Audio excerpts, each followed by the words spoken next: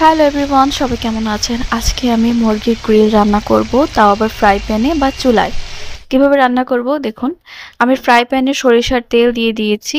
আর আপনারা জানেন মুরগির মাংসটা কিভাবে মাখতে হয়। মুরগির মাংসের মধ্যে আমি দোকান থেকে তন্দুরি মশলা নিয়ে এসেছিলাম, সস দিয়েছি। এরপর যত রকমের ঘরে যা যা ছিল, সস, মশলা, টক দই, এগুলো সবকিছু দিয়ে আদা রসুন এগুলো লবণ দিয়ে মেখে রেখে দিয়েছিলাম প্রায় ৫-৬ ঘন্টার জন্য। তো এখন যেহেতু সন্ধ্যা হয়েছে, তো এখন আমি ফ্রাই প্যানে এগুলো ভেজে নিব। আর আপনারা কিন্তু অনেক হাই হিটে ভাজতে গেলে পুড়ে যাবে।